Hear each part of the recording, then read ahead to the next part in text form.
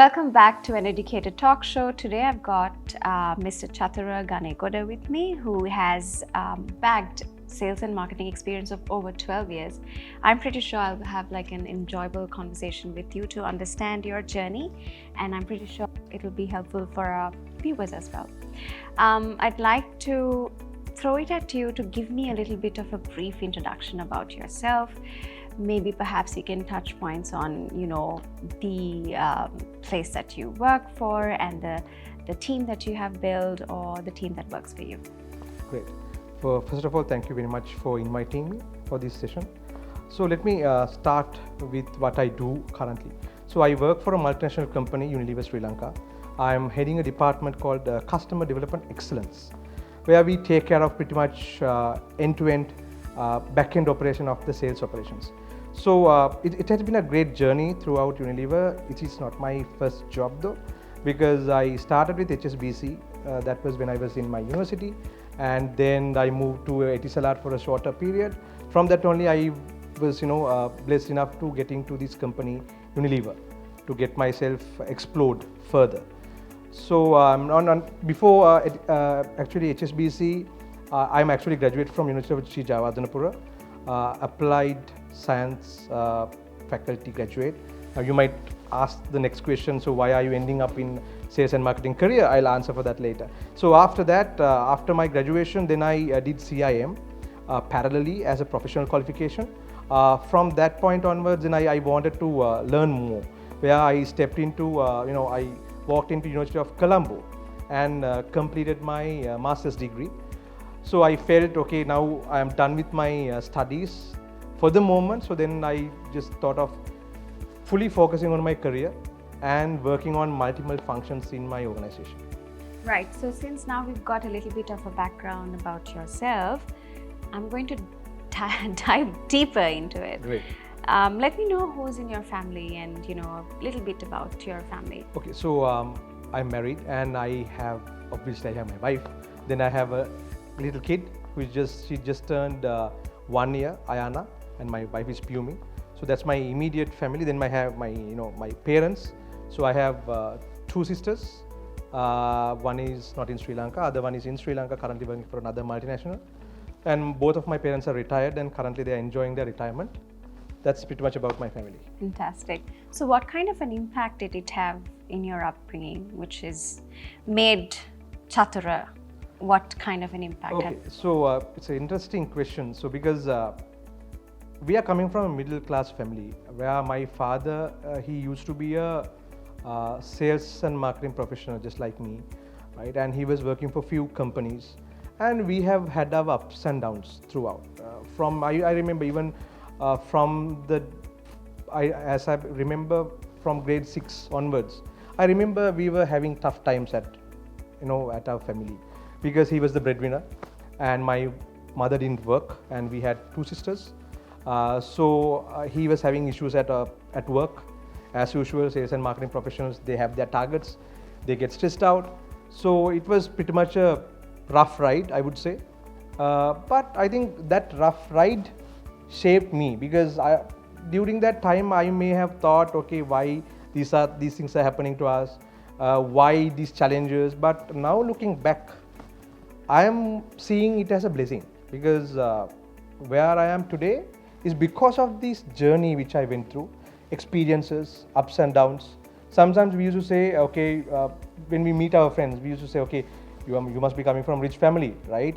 Sometimes being rich from from your childhood is not really giving the support to craft your personality. You need to go through the rough rides, ups and downs, emotional battles, and then eventually once you grow up, you will know how to handle everything, and also you will be really happy, because then the future challenges you are already prepared yourself. So that's what I think. I think I have to. It is not something to be happy, but I really appreciate the challenges I've got during my journey. It's a bit unusual, right? You've seen your father struggle, and then you pick the same journey. Exactly. So we'll be having a chat about the journey later. But of course, my plan was never to be in the sales and marketing field. So I was pretty much into this astronomy, People used to bug me on this alien stuff. I was interested about those things because I had my two friends. One of my friends who is in Canada now. His father was a librarian at University of Java. So he used to get good books about science, technology, astronomy. So we were in that little world, right? So I was actually thinking, can I be a astronaut one day? In fact, I was searching online how to become an astronaut, but being in Sri Lanka, going for that sort of a goal is not easy. You need lots of support. So that's how I was. But eventually, when I was in uni with my CIM, and after seeing the certain interesting stuff which my father was doing, I think, and also genetically, I pushed. I think I've got myself pushed to this stream, which I'm really enjoying. Fantastic. So tell us a little bit about your school, and maybe you could bring in a few key people that have helped you. Maybe you can talk about your teachers or individuals that are that have been there for you even at school. Exactly. So my father was an Anandian, but for some reason he didn't want me to go to Anand. Right? I think, but I don't know. It is because he wanted me to study at Royal. I don't know that. But however, from my grade 1 to grade 5, I was in a school in Pilihandara called Somavira Chandrasevi. Right? From scholarship, I was able to get into Royal. So from my grade 6 onwards, until I did my A-levels, I was in Royal, and that was a life-turning moment for me, because having a very leisure time in my early school life, after grade 6, this is where we start ourselves turning towards the bigger race. So I got the opportunity to start that big race in a well-known school in Sri Lanka. So Royal shaped me up, right, from everything, right? It shaped me up the way I behave, the knowledge which I got, the exposure which I got, and of course, even though I will not mention the names of my teachers, every single one of them helped me to be in this, right? Because even in my A-levels, I did my A-levels 2 times. So O-levels, okay, I got, I think, 7 A's and 3 B's. Still, my parents were not happy, though, because my cousin got, I think, 9 A's. As usual, families compare, right? Advice to kids, don't get demotivated, it happens, right? And then I started my A-levels. First time I got only 3 C's, where my cousin got, and cousins got A's. Again, then they were really not happy. So I was also wondering what to do with my life. Then I decided, because I still remember after my first try, after completing the exam, I packed all my stuff.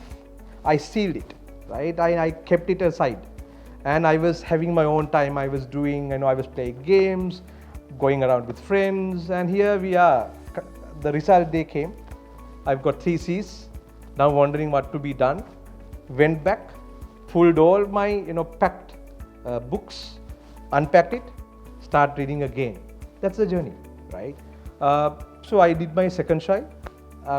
Compared to my first try, second try was much better, where I was able to get into University of Java. Again, a different story from that point onwards, because I got exposed to the bigger world out there, and I was involved with unions,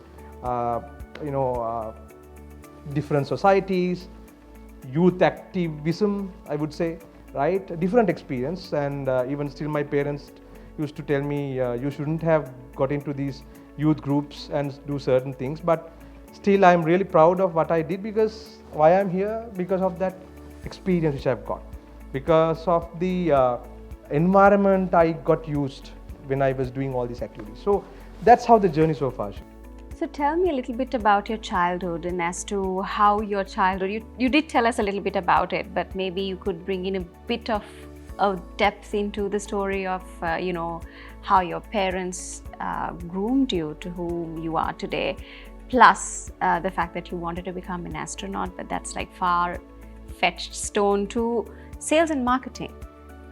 If you are to retell it a little bit more. So well, from my childhood, I think we were used to reading, right? Because I remember whenever my father go out, my mother go out, they used to bring books to us. Even right now at my parents' place, we have a huge library. So from my childhood, the reading was something a part of my everyday journey. I used to, because those days we didn't have Facebook, WhatsApp, mobile phones were not there. I'm talking about early 90s, right? So only thing we had was the book, right? Even the TV those days limited. We were only given a chance to watch certain selected movies, but if not, it's more or less the playground or else the books, right? And we had those big games. I don't know whether these generations now have it. Books were part of my life. So I used to read books every day. Maybe sometimes I used to finish even 400, 500 pages per day. Now I wonder how did I do that? And I used to, even at night I used to read books. So books, different kind of books. It could be detective stories, fictions, and biographies. Everything helped me to understand the world in a different manner, right? Because it helped me to do my imagination. Rather than we are watching a movie, reading a book, and understanding the scenes of that book, it improved my imagination. So I think that was the path, helped me to think beyond our possibilities. Because one reason why I was interested about NASA, because this was the time I think one of the spacecrafts got burnt when coming down. I think the Kalpani Chawla was the astronaut, an Indian astronaut, and from that point onwards, people they started to talk about NASA, astronomy, and being an astronaut. So I actually wrote to NASA once, because those days it was not, we didn't have emails, we didn't have websites to, so I used to write to NASA. I think I must have written about 2 to 3 mails, not emails or SMSs. It's just handwritten mails. Airmails. Exactly. Airmails. And I think my cousin was the one who inspired me to do so, because she got a bundle. So then I wrote to NASA. I got a huge bundle. I printed documents of astronauts, pictures. I remember those days the space station was one of the big stories. So I got a big poster of the space station. So I was fully into that, right? So when I was doing my A-levels, I used to check NUS, National University of Singapore website, to see how can I get into the astronomy or the astronomy courses, degree in astronomy. And my parents never stopped me searching. They helped me to explore. They wanted me to try anything which I want. But of course, they were keep an eye on it, right? Whenever if they feel like I'm going towards a different side, definitely they will come back, because I was not even allowed to step out of my home after 9 o'clock those days. So that's this environment we grew, and my grandparents also very helpful. My grandfather, he completed his sociology degree when he was in late 70s. So he's into studies. I think that's how everything came into me, to read, understand things, and imagination. So that's how I was groomed. And then your next question is, okay, then why did you step into the sales and marketing profession? So interesting story, because even when I went to University of Javadharpura, my subjects were computer science, mathematics, and physics. So all into academics, right? I really enjoyed computer science and then physics, because physics I saw a correlation between where I want to be, my vision. So I was having a conversation with my professor those days, Professor Tantirigoda, and I was telling him, sir, I want to specialize in physics. I was in my 3rd year, and he was like, Chathura, okay, first I will give you a chance to do a presentation. So I think it was on nanotechnology, right? So I did my presentation. So then I think I must have screwed that up. But then he approached me and said, Chathura, I have seen people like you. You guys do not belong to academic field. You guys need to go out to the corporate world. Your strengths are there. So he was the one who changed me from that vision to a different vision to get into the corporate world. Plus my father's backing, but in fact, he actually liked my previous ambition as well. But the discussion with my professor helped me to completely take a different route and say, okay, now I'm going to stop with my first degree, which is after 3 years, I'm not going to specialize. Let's continue my career in the field of sales and marketing. So that's how it converted, and I must say, sales and marketing, having an analytical background, mathematics, computer science, little bit of physics actually helped me to get an edge over the rest of my colleagues, because they are coming from totally a management background. They are trained their heads to look through the management theories, think around it. I am coming from a more analytical background. Figures, numbers, formulations, those are not really new to me. So it helped me to, it actually helped as a catalyst for me to, to support my new chapter. Fantastic. So what impact there were, as a child Chathura, to the career that you have now, maybe even in your personal life? Okay. You gave me a lot of insight, and I'm already thinking that you've given me some answers, but let's say that you were explaining this to maybe a young person. Yeah. So my advice would be, you need to follow your dream, right? Let the environment do whatever the magic to drive you to the right path. You just have to believe on what you do, right? So because people might have different opinions, family might have different opinions, your friends might have different opinions, but at the end of the day, what really matters is how you feel. If you do what you like, what you felt is right, eventually, I don't want to convert this discussion towards spirituality, but we have this saying, right? Universe will conspire you to drive your life the way you want, because if you keep on thinking about it, right? I still remember when I was studying, I used to write on a diary every day, which I continued that habit until I think my A-levels. I have a diary for every year. In my diary, back of my diary, I used to write my goals. When I was in O-levels, I remember after I'm talking to my seniors, my elders. I remember I have written MBA, CIM, degree, but not sales and marketing career. But I remember when I look back, I actually have done all these targets. So because then what I felt was, when I'm writing on it, it eventually get recorded in my subconscious mind for some reason. Then eventually I'm getting myself driven away towards that, right? So that is why I think even our teachers and lecturers always say, keep writing, keep memorizing the notes, right? Because it helps to actually stored in your head, right? So my advice would be that, listen to everyone, take what is required, remove negativity, right? Always have faith on your strengths, right? Don't dwell on your weaknesses. Don't worry about your weaknesses. Everyone, we are humans.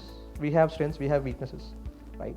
So focus on your strengths, master your strengths. Eventually, if you have right surrounding around you, if you have right mentors, if you have people with experience, they will definitely guide you to the right direction. And one question you asked, which I couldn't answer, you were asking about my mentors, whom helped me to come this journey. So my school teachers, my grandparents, my parents, of course, and my company. I mean, in my corporate journey, I think I have to mention my mentor. Even yesterday, I was having a discussion with him, Mr. Kosaleva Madhuma. He's currently not in Sri Lanka. He's heading a different company globally. So he has been my mentor for almost a decade now. So everyone need a mentor, right? We cannot stand on alone. We need some support. And in our journey, someone needs to, those who have got experiences, needs to guide us. If not, we will go the journey still, but while making mistakes. But when you have a mentor, you know where to touch, where not to touch, what to focus and what not to focus. Fantastic. How did you join Unilever, and how is your journey at your workplace? Well, so when I was in uni, I never had the plan to join Unilever. My plan was, okay, you have done CIM, you have the degree, let's find a job. So just like a normal graduate would do, I was checking my Sunday Observer and I was checking all the job vacancies out there. I was writing, right? And then because of certain organizations, which student organizations which we had at uni, I happened to take part in one of these student organization meetings, right? I will not call the name here, right? So then I happened to meet certain professionals who came from Unilever and talking about the experience there. That was the first step. And this was not planned, but when I was doing CIM, I happened to meet my mentor. At that time, I didn't know about him, and he happened to do a session on a subject called how to make an elephant fly. I was listening to it. So those were the instances which inspired me to get into the corporate world.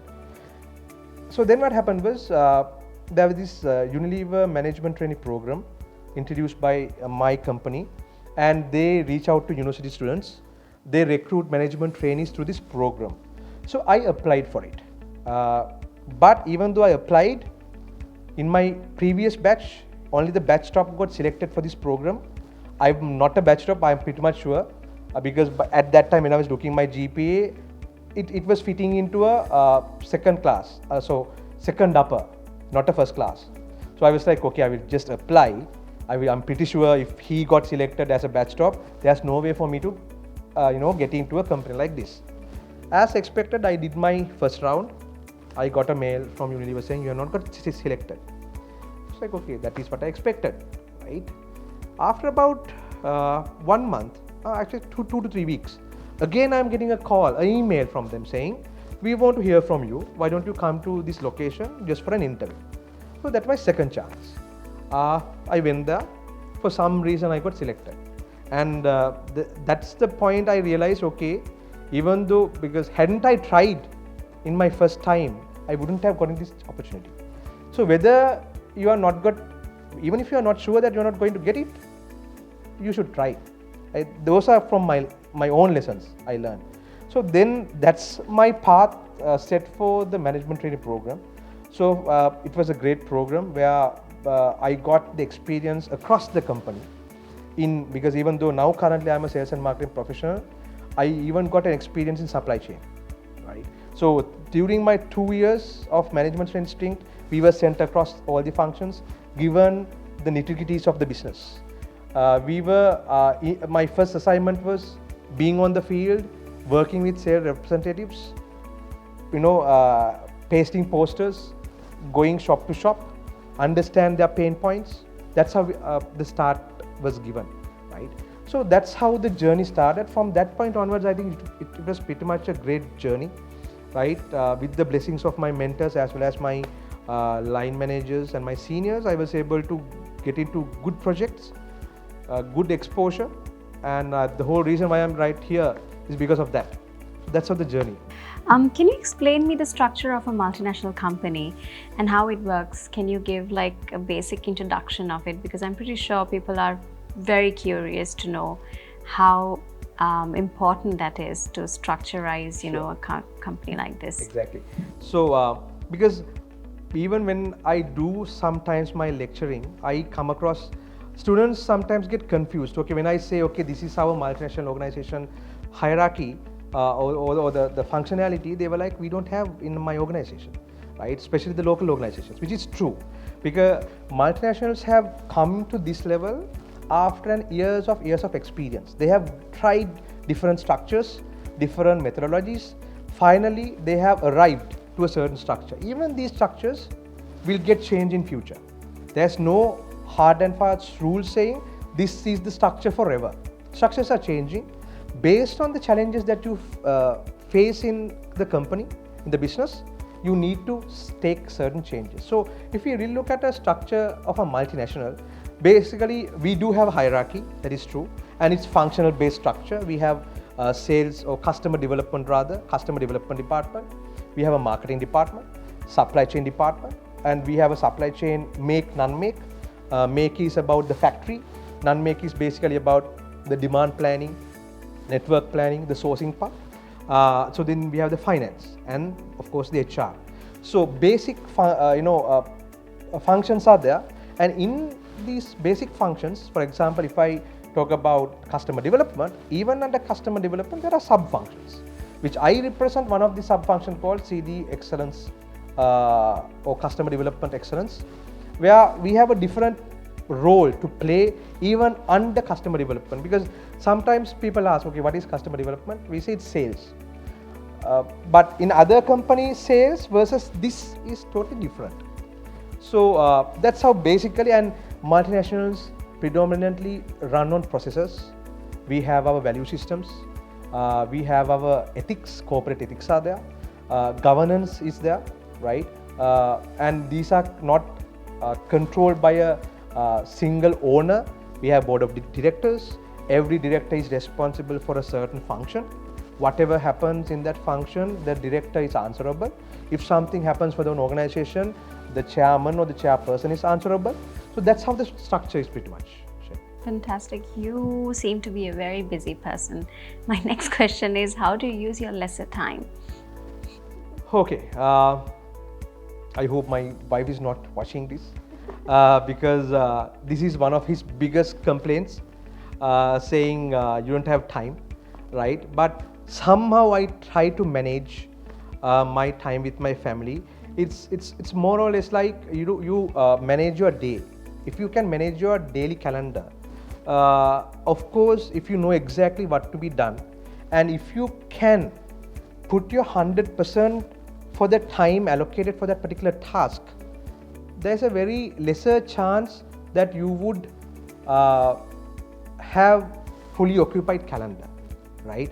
Because if you plan yourself, definitely you will be able to find time for yourself. It's your decision, end of the day. If you want to do it, if you want to find a leisure time, definitely you can find it. But if you don't want it, then it's you will not be able to find a leisure time, right? So I basically plan my day like that. So I've got meetings. I've got sometimes during weekends I have my lectures, and I have things related to my kid, to my family. So somehow, since I practice these certain tips which I learned from even from Robin Sharma, right? So far I am managing, but whether I am satisfying all my stakeholders 100%, I'm not sure, because we are humans, we will never get satisfied, but I'm trying my best. Thank you so much, Chathura. That was very, very insightful, and I'm pretty sure as we speak about your present and the future, in the next segment we'll have some more fun to understand how hopefully, yeah. Somebody can become like Mr. Chathura. Okay.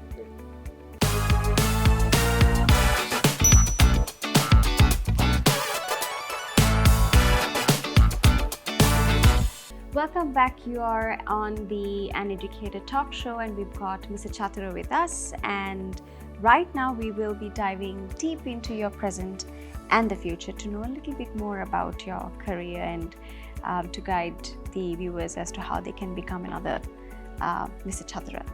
So let's start with how important is the role that you currently lead at the company that you are, how important it is. I would say that is the backbone of the sales of this multinational company, because we do, the only path we have to get revenue was selling, and if we do not facilitate this entire selling operation, so then that particular arm will not function properly. So my department is there to enable selling, right? We have about over 25 brands, which is about over 300-400 products, right? So taking them to the retailer and then to the consumer, what plans do we have, what are the processes, what is the support we are giving, everything is controlled by my department. We're not familiar with, when we say customer development excellence, we're not quite familiar with that in our world. What is it, and the sub-functions of, the department, if you can just elaborate a little bit about. I think one of the hardest questions today I am getting from you is to elaborate my function, because this is not a famous function, which you are absolutely correct, because people do not know, right? There are functions like this in organizations because they always have heard about finance, sales, marketing. These are the famous terms which they have heard, right?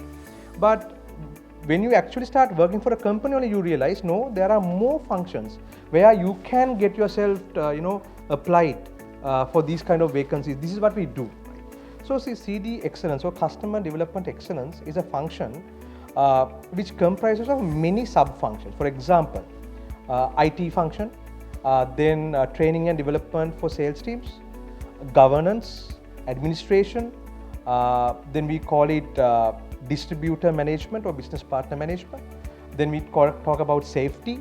Then we talk about communication. So all these sub-functions are part of this customer development excellence. You explained the sub-functions. Tell us a little bit more about the business analytics and how it helps other businesses, or the business that you're at. Yeah. So sales needs numbers. We need figures. Based on figures only, we know exactly where to focus, how to focus, in what sort of a level we need, right, when we are reaching out to our retailers or our customers. So MIS, Management Information Systems. Analytics is basically where we analyze. My team analyzes sales figures and give insights to my sales team, to the regional teams, saying, okay, this is how so far the sales has happened.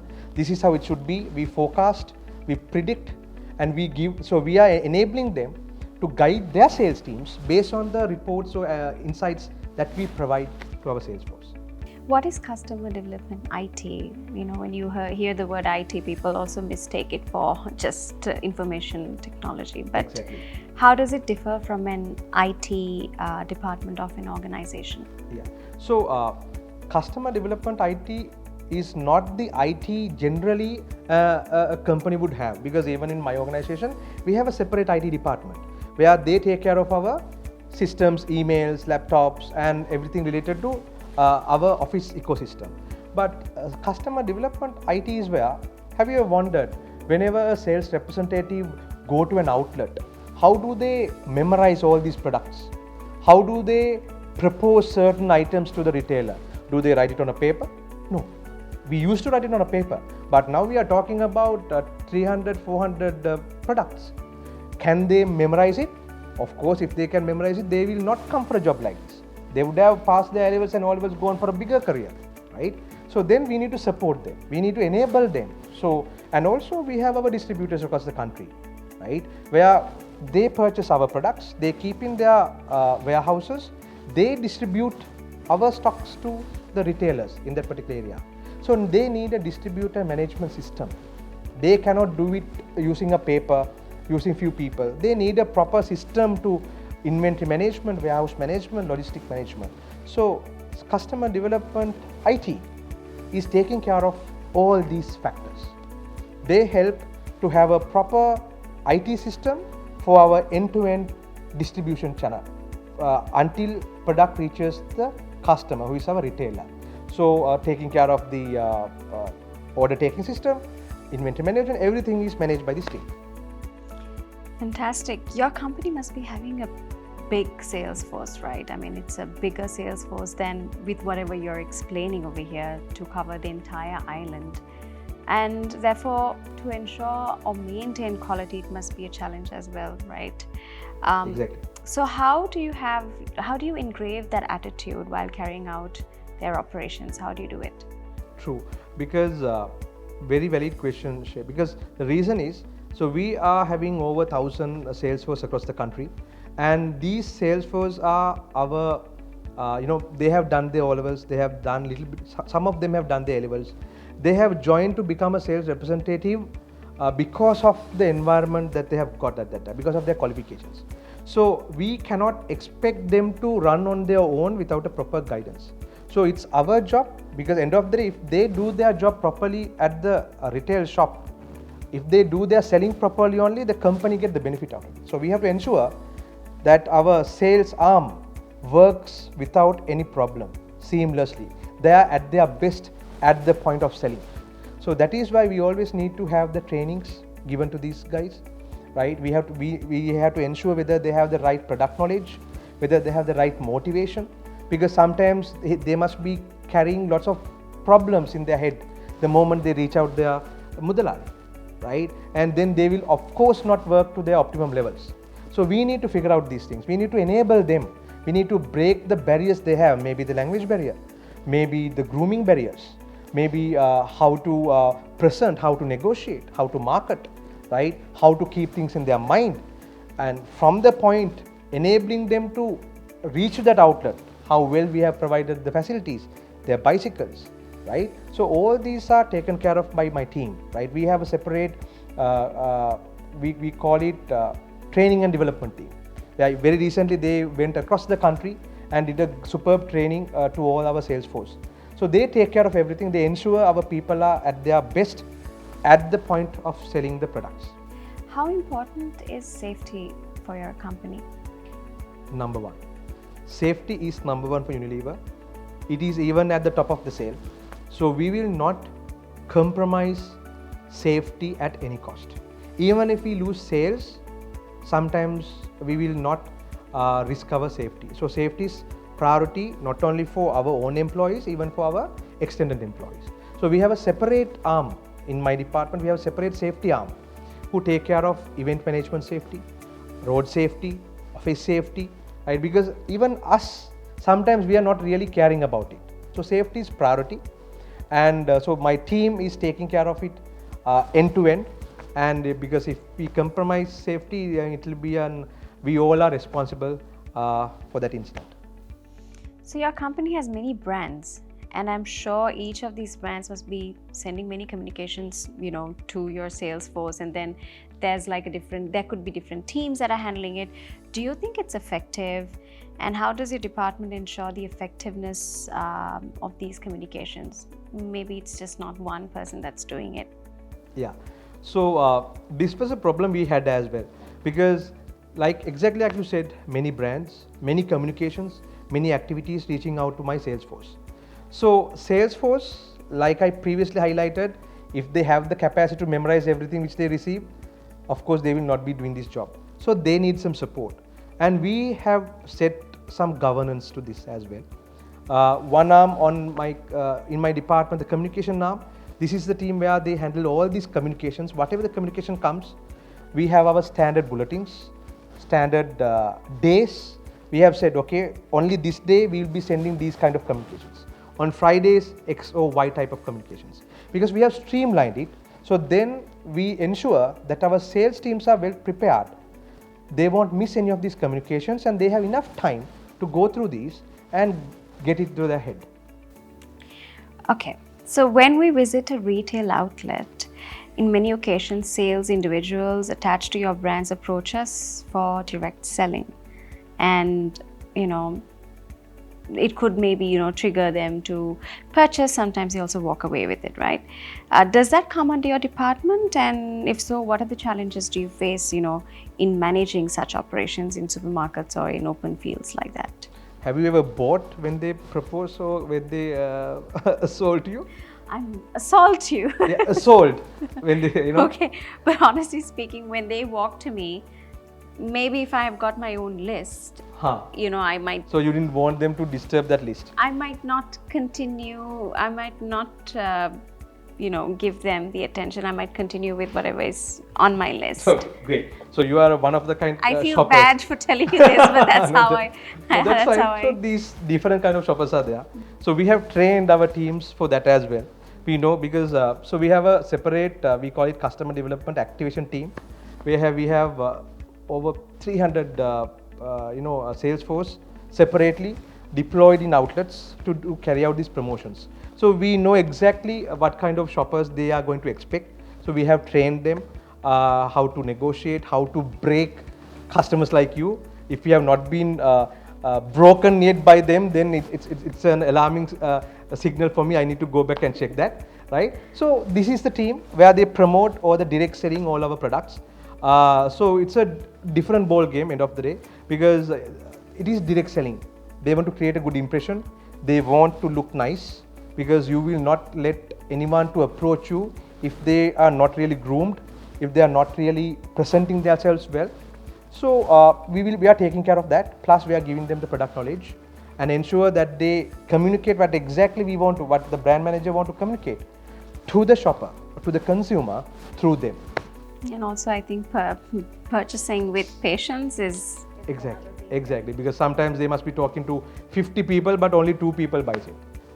That's how the operation is. But we are training them to break that barrier as well. So let's say that I'm an individual that wants to, you should not say a 15-year-old, but let's say that a 22-year-old who's waiting to join a multinational company. And I have already pursued my thoughts as to, with whatever you said in the past, that I would want to be someday like you. How would you address me? So there's this particular thing in our country, right? I don't know how it has got created. Multinationals, it's not easy to approach. They bring, they extract from the land and give it to outside. So those are myths actually, because you have to look in a different way about this multinational ship, because reason is they are here for a reason. Yes, of course they are here to sell their products to local market, but are they selling undervalued products? Are they selling inferior products? No. They are bringing quality technology, quality raw materials, and they cater to this market, right? So what is it that we can learn? Because we are an island. We don't get knowledge from the ocean. We need people to come to this country, help us to grow. Look at all majority of these local companies in Sri Lanka. Lots of these big, leaders of these organizations have started their career in a multinational, because they get the foundation from there. They understand the processes. They get the knowledge, the global knowledge, right? So, therefore, my advice would be, yes, of course, you need to help local organizations. That is true. But to help, you need to know something. You can't help any organization if you don't know what's happening around the world. So that is where the multinationals are. They have the world-class knowledge, world-class technologies. They have best practices. They have done everything. Why we call it a multinational? Because their presence is there across the world. So they have big case studies, good case studies, failures, success case studies. So all these comes into their actions. So when you are working for a multinational, not only you get the global knowledge, you tend to understand how the world operates. You tend to understand nitty-gritties of the business. You get your chance to learn, okay, how am I going to set up a process, right? How to make people accountable, how to have certain mindsets, right? So my advice, please join a multinational, get your training, right? If you're really lucky, you will be able to go up in that ladder. If not, you can definitely bring that knowledge and go to a local company, help them to grow and create a better competition, right? Which will help, end of the day, your consumer. Fantastic. Thank you so much, Mr. Chathura. Your entire career is like, completely unfolded right in front of our eyes. And since we had so much fun talking about the present and the future with you, the next segment is going to be quite interesting, because we will be offering you only 7 lucky questions, and maybe we'll see what the 7 lucky questions are in the next segment.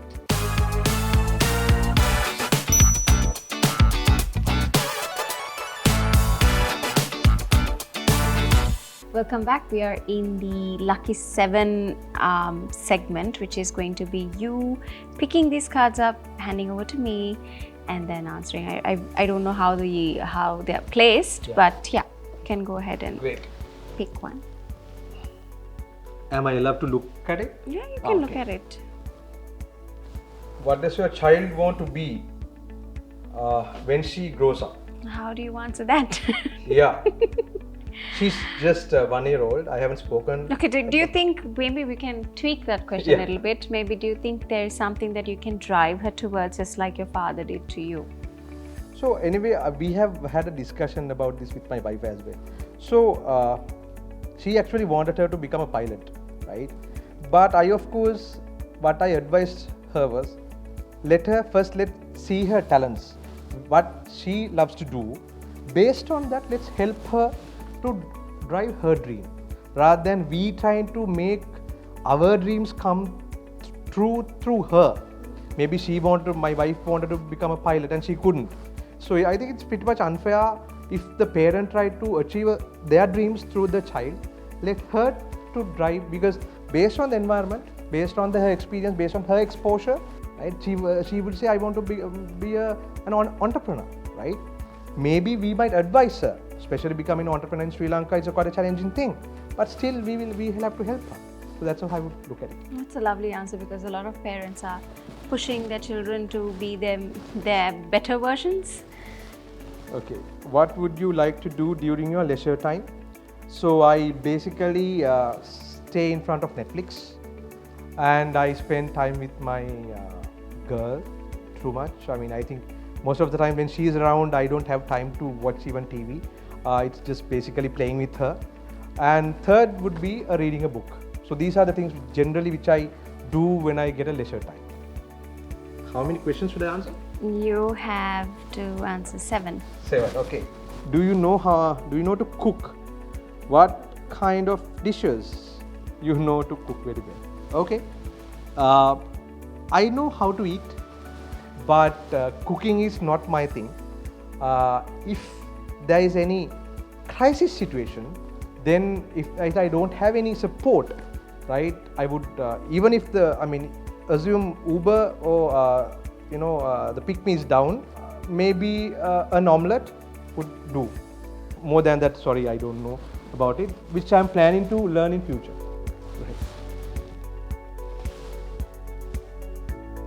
Name a person whom you love the most in your life. That will be my daughter, Ayana. Okay. Right. So my wife. Wife is going to be. Yeah, but she knows. I know. Ayana is first. Second is wife. What is your dream car? Is your current car your dream car? Okay, no. My current vehicle is not my dream vehicle. My dream vehicle would be a Tesla, I would say. What's the one thing on your bucket list you would like to finish next? Okay, that will be, I would love to experience Northern Lights, which I still couldn't. That will be the next thing which I'm planning to do when my girl is able to walk around and when we are able to carry her, is to go and see Northern Lights. And final question. Who is your biggest inspiration? Okay, good one.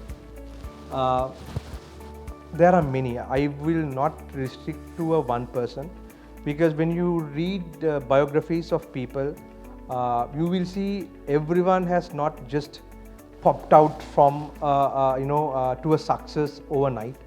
Everyone have gone through a tough ride, right? And people have both plus and minuses, right? We used to admire Steve Jobs. He has a different side of him.